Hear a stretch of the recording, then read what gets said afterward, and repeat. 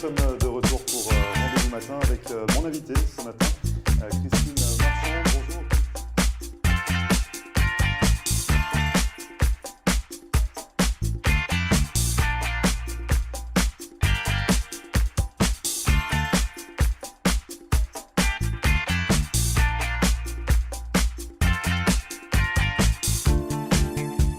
Bonjour à tous, bienvenue, merci de regarder Rendez-vous Matin. Nous sommes le lundi 12 février et ce matin, on s'intéresse à la télé-réalité avec l'une des candidates à ses premières émissions tournées en France. C'était en 2001, c'était dans le Love Story.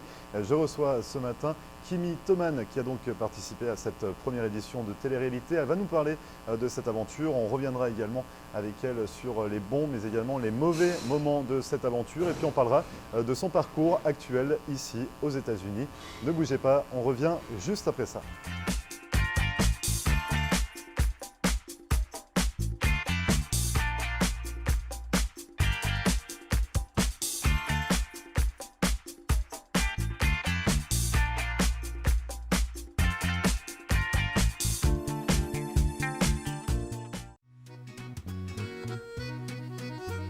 Bonjour à tous, bienvenue au Bistrot 1902 sur Hollywood Boulevard. Je vous invite à venir découvrir notre nouvel emplacement. On est ouvert toute la semaine, du lundi au samedi. Le dimanche, on ouvre à 11 h pour un gros brunch avec plus de 60 plats différents. Jeudi, vendredi, samedi et dimanche soir, il y a de la musique live en terrasse. Venez profiter de cette belle terrasse. Pour réserver une table chez nous, 305 316 31 36. À très vite, on vous attend. Merci.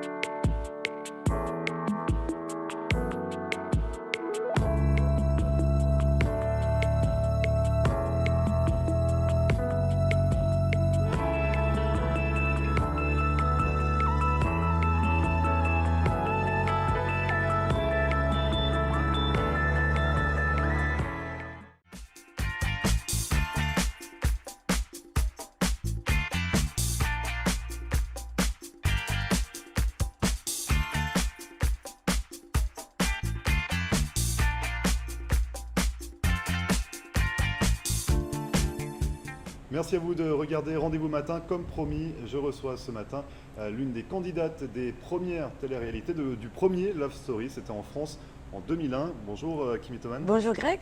Alors du coup, vous avez participé à cette télé-réalité. Les gens vous reconnaissent, je l'imagine, Oui. Notamment les Français qui ont pu regarder cette télé-réalité. C'était Love Story.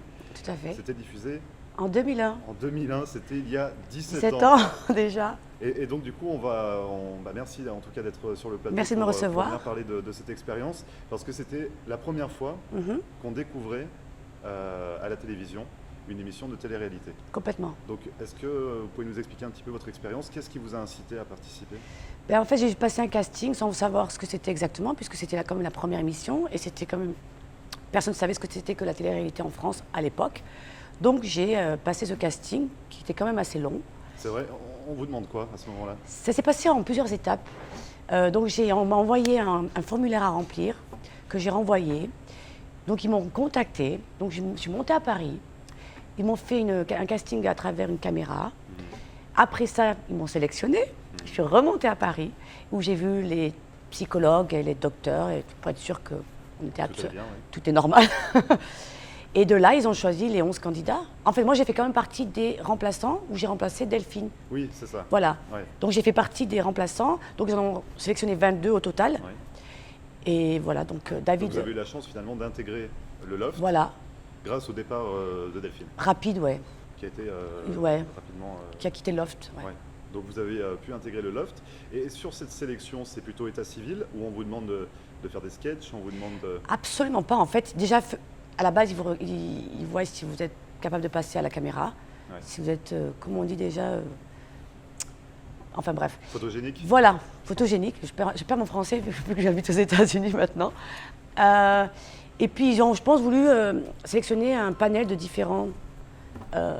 Ils voulaient plusieurs types Ouais, de personnalités. pour représenter la France. Des forts caractères, Social, d'origine, voilà, de différents caractères, je pense. Et donc finalement, vous lanciez dans l'aventure, c'était en 2001, vous ne connaissiez pas la télé-réalité, vous n'aviez pas le regard qu'on peut avoir aujourd'hui sur ce qui se passe Non. dans cette télé-réalité. Vous étiez un petit peu innocente, neutre, c'est ça? Complètement, donc on était livrés à nous-mêmes et on était nous-mêmes, on ne jouait aucun rôle. Ouais. C'est pour ça que c'est ce qui a fait le succès de la Ouais. première édition d'ailleurs. Parce que Vous étiez innocent, c'est ça le on terme, était en fait. complètement innocents. Finalement, vous ne connaissiez pas les mécanismes, vous ne saviez pas exactement ce qu'il fallait dire, les Non. punchlines, sortir des phrases. On n'avait pas de scénario, non. Ouais. Non, et les gens ont pensé après qu'on avait un scénario, on n'avait absolument rien. On était peut-être guidés parce qu'ils nous guidaient Oui, par rapport. forcément. La Eux production, avaient un la scénario, mais production, nous, on n'avait absolument rien. On n'avait pas de script. Ouais. Non, du tout. Donc en plus, vous étiez jeune, c'est ça, toute l'équipe? J'avais avait, 23 ans. avait une vingtaine À peu d'années, près, ouais. ouais, on avait une vingtaine d'années. Ouais. C'est fou. Et vous en gardez quel souvenir de ce passage dans le loft? Mais il faut que je dise quand même que ça a changé ma vie. D'ailleurs, ça a changé. Je pense que si je n'avais pas intégré le Love, j'en serais jamais là où j'en suis aujourd'hui, puisque ça nous change quand même. Ça nous change psychologiquement, ça nous change. On change de carrière, on change nos idées, on change de beaucoup. On a changé beaucoup.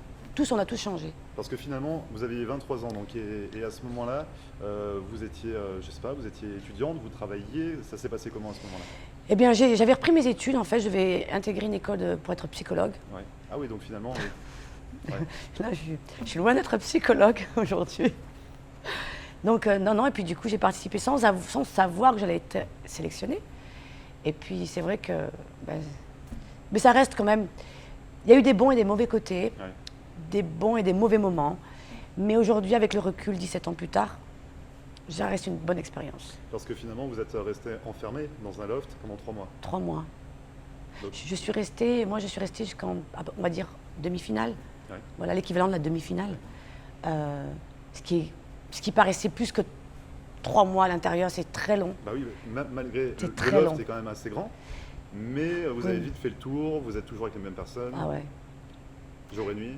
Jour et nuit, matin et soir, non-stop. Ouais. Ouais, c'est vrai. Et le temps s'arrête. Parce qu'en plus, on n'a pas d'horloge, on n'a pas de montre. Donc, on commence à s'ennuyer. Ouais. On commence à connaître toutes les personnes qui vivent avec. Le temps est très long. Et est-ce qu'il y a un peu d'animosité ou est-ce qu'il y a un petit peu de rivalité avec les autres personnages qui se démarquent un peu plus? On peut parler notamment de Loana qui s'est totalement démarquée dans cette édition par rapport à son histoire Dans la piscine. Dans la piscine avec Jean-Édouard. Voilà. Donc quand il y a ces personnes-là qui se démarquent, est-ce que vous également vous essayez de tout faire pour reprendre le dessus sur la caméra ou pour que les regards soient encore rivés sur vous? Ça se passe comment quand on est vraiment plongé dans le loft? Encore une fois, on ne savait pas ce qui nous attendait à l'extérieur. On ne sait pas que la France entière nous regarde. Ouais. Donc on n'avait pas encore, comment on dit, C'était pas calculé, vous saviez pas que... Non, on n'était pas encore en compétition vraiment. On a commencé à être en compétition petit à petit quand il y a eu les éliminations pendant les prime time du jeudi soir, quand on devait nominer chacune personne toutes les semaines. Mais beaucoup d'entre nous, on n'était vraiment pas focalisés sur la compétition. Après, peut-être, ça c'est pour moi, j'étais pas du tout dans la compétition du tout. Peut-être que Loana l'était, Oui. Steve l'était Après, peut-être. chacun la vision voilà, de son aventure, ouais. voilà, complètement. Moi, j'avoue que j'étais plus dans le fun et dans l'expérience que dans le gain et de gagner. Ouais. Je n'ai pas gagné, donc non. Et dans les mauvais moments, c'est ça, c'est l'ennui, c'est vous tournez en rond, Ouais. vous commencez à connaître toutes les personnes. Dans les bons moments, vous en retiendrez quoi? C'est une bonne question. Dans les bons moments, waouh. Dans les mauvais moments, on pleure beaucoup.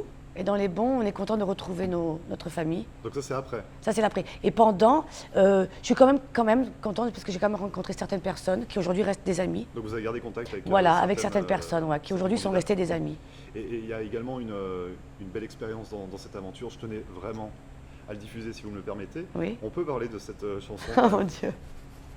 Mais on peut. Il y a eu une chanson à cette époque, le Love Story 1. Vous n'étiez pas chanteurs tous, on est d'accord? Pas une personne était chanteur. Pas une personne. Alors ce qu'on va faire, c'est qu'on va le diffuser, on va Allez, se le permettre. allez, on y va. Donc ça s'appelle Lofter Up and Down. c'est ça? Tout à fait. Et on en parle juste après.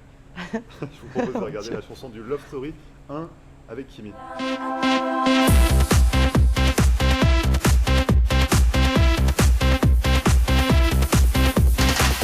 Et oui, tu sais, 2 mois dans le loft, ça change toute une vie. Si tu te sens prêt pour une love story et que t'es ok, c'est ok.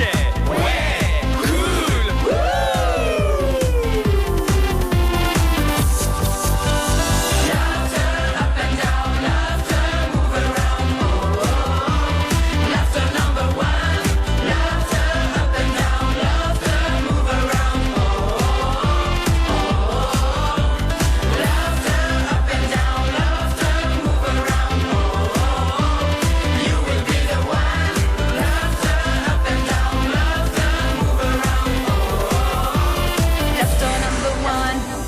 Toute la journée, on va bouquer.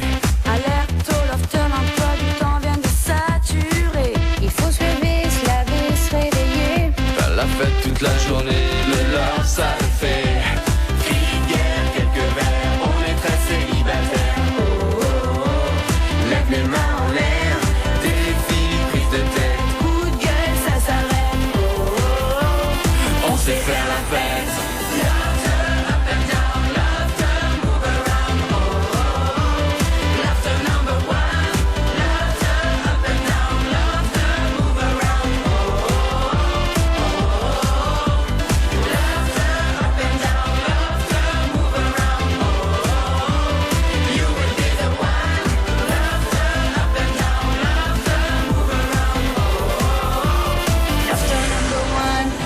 C'est dans le love qu'on s'est rencontrés. Pour vivre ensemble une histoire à jamais gravée. 70 jours pour tenter de s'aimer. Une grande famille pour l'éternité.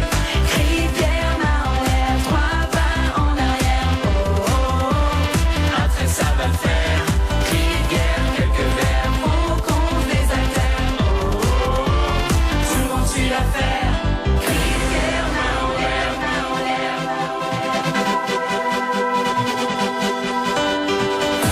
On suit l'affaire.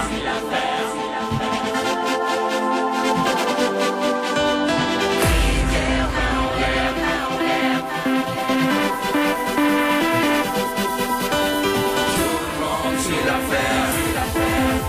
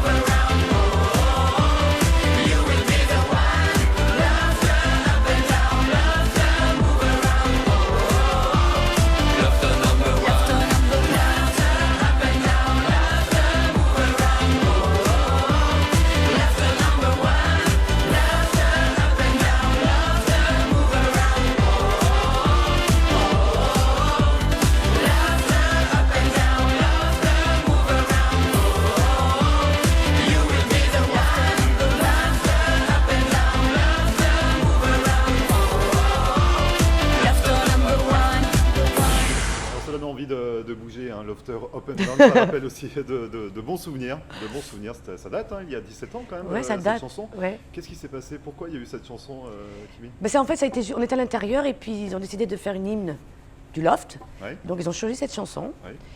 Et quand moi je suis sortie, chacun a enregistré sa part. Et puis donc c'est sorti, puis ça a été un gros carton. Mais vous n'étiez pas chanteur à l'époque tous? Ah mais il n'y en a aucun qui chantait. Et le Jean-Edouard qui était un peu dans la musique. Mais il était DJ lui, le pauvre, Oui, derrière ouais. les disques. Ouais. Mais c'est vrai que... Et ce qui était le plus drôle, c'est qu'on m'a dit que c'était moi. Qui chantait le mieux. Ouais, j'ai dit Non. c'est une blague. Et j'ai fait les chorus et tout ça. Donc c'est pour ça qu'on me voit sur YouTube en Ah oui. première partie. Eh oui, eh oui. Voilà. Et les paroles, vous aviez décidé vous-même? Non, non, ça a été quelqu'un qui a écrit ses paroles. D'accord, donc Nous, on a c'est juste la chanté. production, finalement, qui avait décidé les paroles. Vous étiez là juste pour interpréter le titre. Voilà. Et vous amusez, vous avez pris du plaisir forcément. à Non, faire, c'était très fun. C'était très fun. On c'est est un disque de diamant. Enfin, Oui. Ça a été impressionnant quand même. complètement 1 million de singles vendus en France. Peut-être en France, à l'étranger, j'en sais rien, mais ouais, j'ai un disque de diamant à la maison quand même. L'équivalent de Johnny Hallyday. Non mais Oui, dit comme ça, c'est vrai que... ouais. c'est énorme. Ouais, c'est énorme. À 23 ans surtout. Et justement, à ce moment-là, la notoriété, comment on arrive à la gérer? Alors ça, pour moi, ça a été le plus difficile à gérer parce qu'on n'est pas préparé psychologiquement, en fait. On ne sait pas ce qui nous attend. Et les gens ont la sensation de nous connaître puisqu'ils nous ont suivis tous les jours, au quotidien. Oui, parce qu'ils étaient dans votre intimité. Voilà. Vous voyez, Exactement. le On est matin rentré au chez les gens. réveil, Ils vous voyaient en train de déjeuner, en train de manger. en Tout, train la de dormir, douche, ils voyaient se doucher, tout, Ouais. tout, tout. Ouais. Voilà. Et c'est vrai que Il y ça avait nous... des caméras dans les douches à ce moment-là? Il y avait des caméras partout, Même à ce moment-là? mais partout. Alors, aujourd'hui, je ne sais pas s'ils en mettent, mais chez nous, à notre époque, il y en avait partout. Et donc, non, c'est le plus effrayant, c'est voilà, c'est juste de savoir ce qui se passe et ce qui s'est passé en notre absence. Et ça, c'était pour moi le plus difficile à gérer. Parce qu'il y a la famille, bah forcément, vous êtes dans un loft fermé, coupé du monde, mais la famille continue d'avancer, les amis, les proches, tout avance. Ah oui, c'est ça. Nous, on est enfermés, mais les gens, en fait, ont arrêté de vivre pendant 3 mois, quasiment, puisque ma maman me regardait, ma famille me regardait, mes amis, puis la France, et puis la Suisse, et puis, oui, et tout puis le monde. beaucoup de pays. Et comment s'est passé le retour dans votre famille, auprès de vos proches? Qu'est-ce qu'ils vous ont dit? Mais j'ai eu la chance d'avoir une famille extraordinaire, donc j'ai eu vraiment beaucoup de soutien.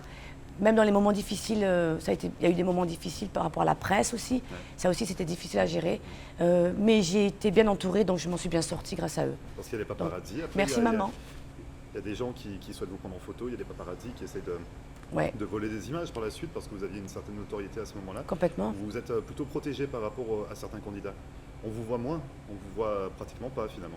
C'est vrai que moi, ça m'a beaucoup affectée. Ça a affecté aussi ma famille, donc j'ai préféré me retirer des médias et de la vie publique.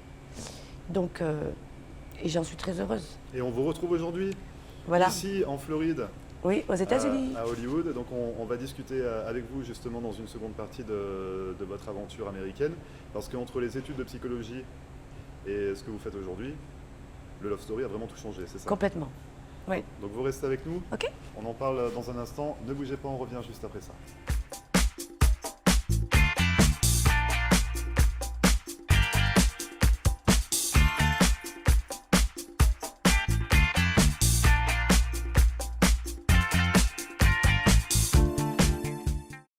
Marcelle Poirier, avocate en droit de l'immigration américaine et membre du barreau de la Floride. Ma vocation est de conseiller mes clients et de protéger vos intérêts afin que vous soyez en mesure de réaliser votre rêve américain qui est toujours bien vrai et réel aujourd'hui. Surtout, n'oubliez jamais qu'un mauvais conseil légal peut vous coûter votre futur et celui de votre famille. N'hésitez pas à nous contacter par téléphone ou sur mon site internet à marcelpoirier.com et nous serons très heureux, mon staff et moi-même, de répondre à vos questions et de vous recevoir au cabinet, j'espère très bientôt.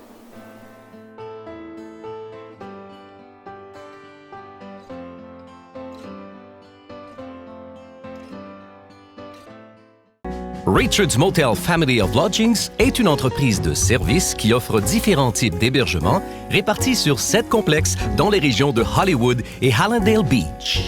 Richard's Motel Family of Lodgings est une solution d'hébergement économique et propre, avec un service comparable à celui des grands hôtels. En affaires et en croissance depuis 25 ans, l'entreprise propose un minimum de 144 unités, en des complexes avec chambres standards ou appartements d'1 ou 2 chambres à coucher parallèles. Notre entreprise regroupe différentes unités de motels, hôtels, des studios condos magnifiques, vastes, confortables mais sans le grand luxe et les coûts inhérents aux hôtels de renom, des appartements pour du court, moyen et long terme. Richard's Motel Family of Lodgings. 1-800-742-4431. 1-800-RICHIE-1. Visionnez notre site internet à richardsmotel.com.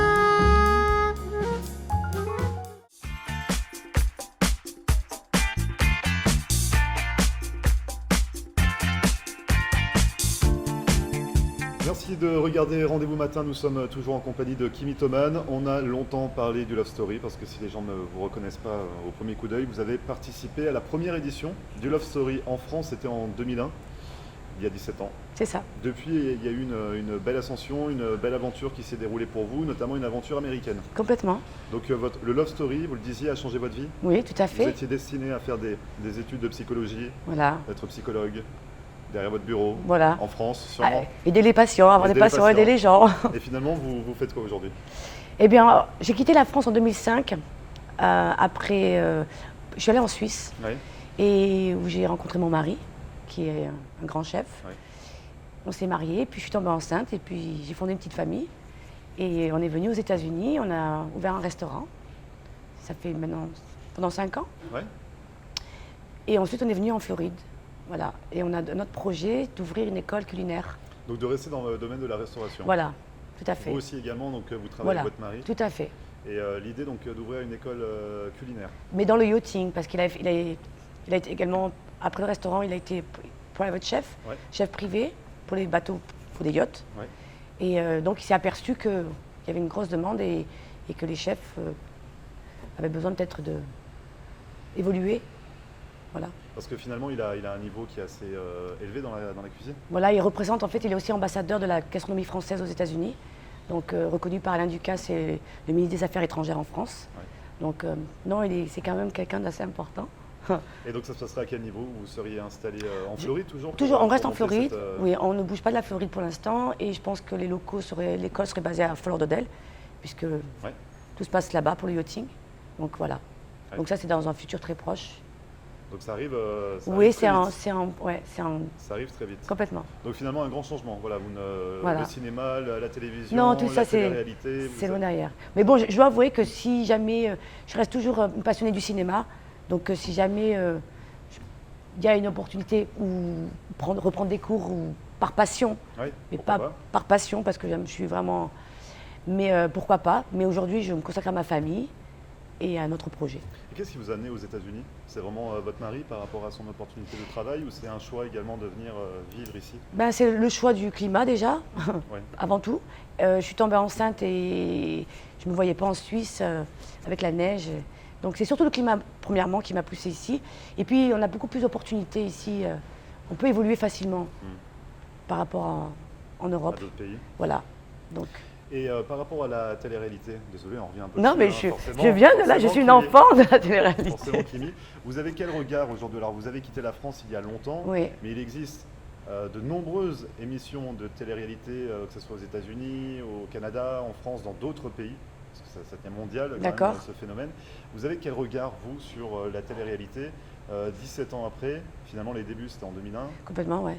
Et 17 ans après, vous portez quel regard sur ces candidats vous avez sûrement entendu parler de Nabila. Oui, oui, Ils j'ai. sont à Oui, l'eau, mais à l'eau oui. quoi? J'ai pas vu lorsqu'elle était à l'intérieur, mais j'ai vu ses déboires à l'extérieur. Oui. J'en ai entendu parler. Oui, Et- finalement, on l'a connu plus en dehors de des faits divers, voilà. ouais, qu'à l'intérieur. Ouais, parce que le halo, je ne sais pas ce que ça veut dire pour moi, donc je ne regarde pas trop. C'est vrai que le regard que j'ai aujourd'hui par rapport à tout ça, c'est que ce qu'on disait au départ, c'est que vraiment, on était innocents et aujourd'hui, les gens ne le sont plus. Donc, ils espèrent vraiment entrer faire partie de la télé-réalité pour être reconnus et penser qu'être reconnus et dans les médias et à la télé, ben, c'est devenir connu, c'est leur vie, quoi. Enfin, alors que c'est pas ça la vie. Ça reste éphémère. Ouais. Voilà. Parce que c'est vrai qu'on peut voir par rapport à votre sélection, la première du Love Story, Ouais. il n'y en a pas un qu'on arrive à voir tous les jours à la télévision ou au cinéma, mais finalement, c'est pas pour autant qu'ils n'ont pas réussi dans leur Complètement, non. Ouais. Après, c'est un choix de chacun. Chacun a évolué différemment. Jean-Édouard est très heureux là où il est. Kenza aussi.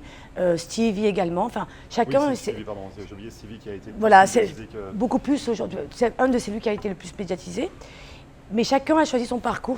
Certains ont eu du mal, ont essayé de persévérer, ils n'ont pas réussi. Certains ont choisi de s'éloigner comme moi j'ai fait et en sont très heureux.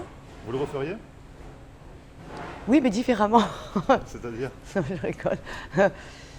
C'est-à-dire Non, je change. Non, je changerai pas, mais peut-être que j'étais naïve et donc c'est vrai qu'en étant naïve, j'ai pas réalisé l'enjeu de. Bah, c'est peut-être ça aussi l'important de la télé, Bah, c'est c'est de possible. rester un petit Voilà. peu côté naïf pour.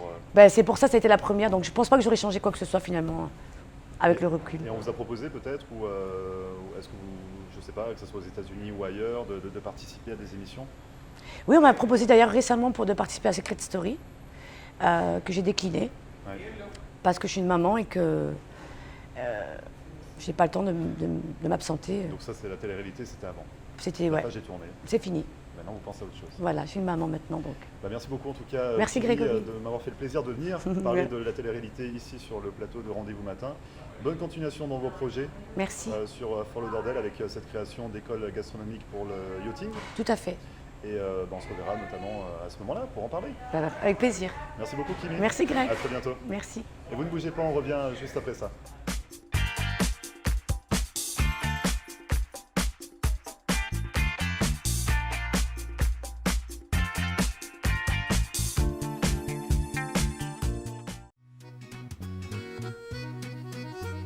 Bonjour à tous, bienvenue au Bistrot 1902 sur Hollywood Boulevard. Je vous invite à venir découvrir notre nouvel emplacement. On est ouvert toute la semaine, du lundi au samedi. Le dimanche, on ouvre à 11h pour un gros brunch avec plus de 60 plats différents. Jeudi, vendredi, samedi et dimanche soir, il y a de la musique live en terrasse. Venez profiter de cette belle terrasse. Pour réserver une table chez nous, 305 316 31 36. À très vite, on vous attend. Merci.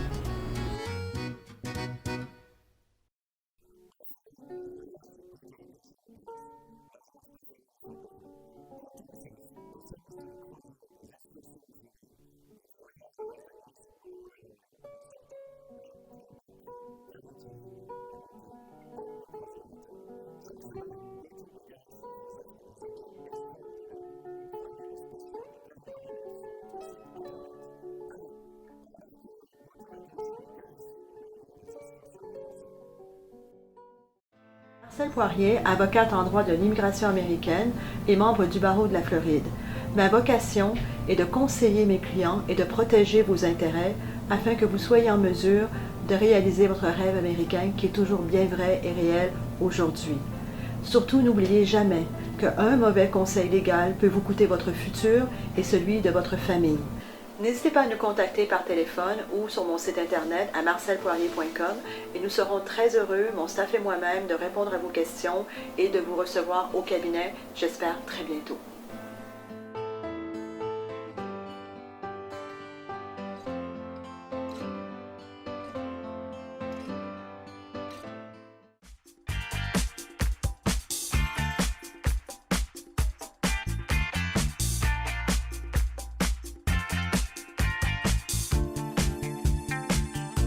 Merci à vous d'avoir suivi cette émission de Rendez-vous Matin spéciale télé-réalité avec Kimi Thoman. Elle est à retrouver en podcast sur notre page Facebook, sur YouTube également. Et si vous souhaitez communiquer avec nous, n'hésitez pas à nous envoyer un mail à floride.tv@gmail.com. D'ici là, on se retrouve demain pour une nouvelle émission de Rendez-vous Matin. Très bonne journée et à demain. Et voilà, nous sommes de retour pour Rendez-vous Matin avec mon invité ce matin.